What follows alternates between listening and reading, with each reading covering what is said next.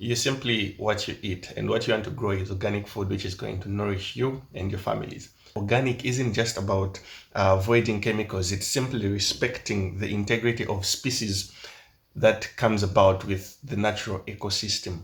When you can't test for safety, the only safe choice you have is exclusion.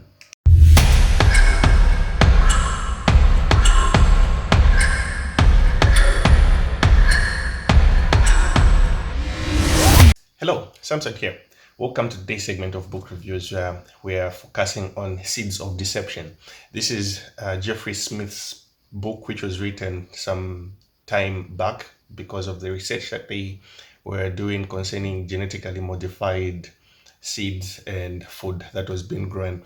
Most Americans were eating genetically engineered food without their knowledge for the most part. And then in his writing, trying to expose off everything that the biotech industry had to offer, that was in conjunction with the government actually. So they got to meet a lot of opposition that came from it and being threatened as well. So yeah, there are 5 major lessons that I got from the book for every organic grower. So diving right into the book, these are the 5 major lessons we're going to break down. So, the very first lesson that he brings out is the fact that genetic engineering is not an extension of natural breeding. So, the deception that came about as a result of the research that was being conducted when engineering and genetically modifying the seeds because of faster production and just altering some of the genes in the seeds so that they could be maybe more tolerant,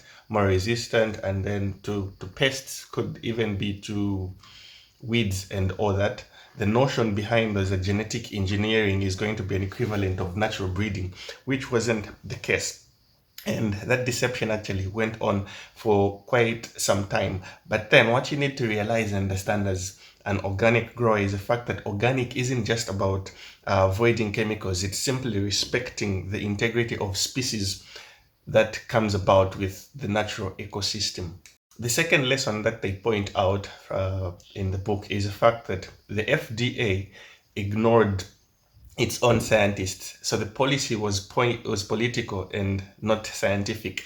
And fact that it is a $1 billion industry, the biotech industry itself, when politics actually came in on board, there was a lot of distortion actually in the dissemination of information that came as a result of what was growing and what was modified, because they wanted to grow things faster and they wanted to modify these things for their convenience. And big companies actually like Monsanto and these other big players were on board, and then they by all means defended that genetically modified food was actually okay, when in retrospect it has rather its own devastating effect. So, and as an organic grower, you need to understand the fact that when politics comes into play, there is need to actually raise up and just take care of the seeds that we need. The third lesson that they point out is the fact that allergies and health risks were actually dismissed without proper testing. So there are a lot of other proteins and hormones which were discovered and engineered into different seeds. This includes corn, soybeans, canola, amongst others. So the prediction that came about as the allergies which were there, so people just getting sick and all of those factors connected together, it was a point where the government and the biotech industry had to defend it and think of, no, this was caused by these other things and not necessarily by the food that we are producing, which is genetically modified.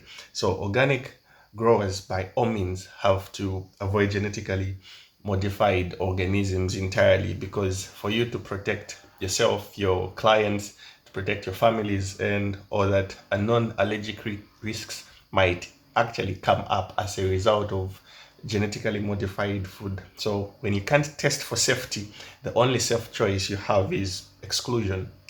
The fourth lesson is the fact that the L-tryptophan epidemic, that was a warning from history that came as a result.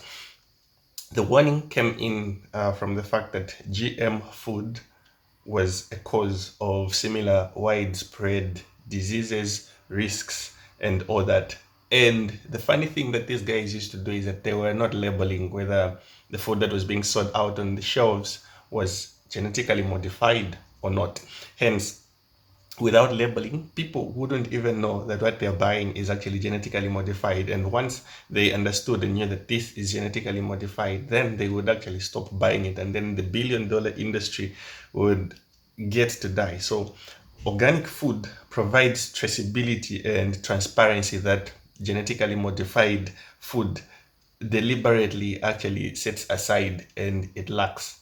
The fifth lesson is the fact that organic food is the only reliable way to avoid GMOs. Seed preservation for natural seeds, because remember from the first lesson that we cannot replace the natural phenomenon by genetic engineering. So it is a fact that organic certification is something that has to be taken seriously. That is from country to country, because there are a lot of history lessons that we get to learn from the book where the US actually wanted to spread out GM food throughout the world. So they tried with Europe, they did that with South Africa, they even came up to Zambia, and that was in the 1999s, early 2000s, and all that.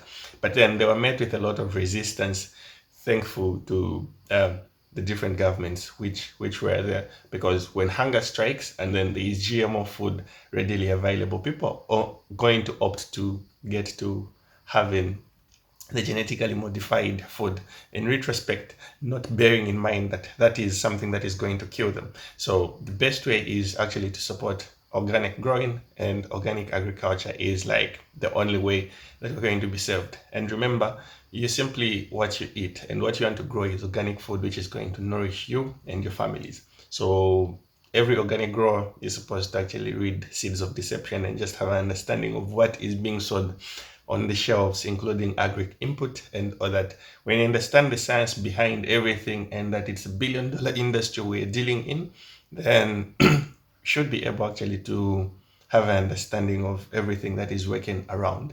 This was Seeds of Deception by Jeffrey Smith. Till we meet in the next segment, I am checking out.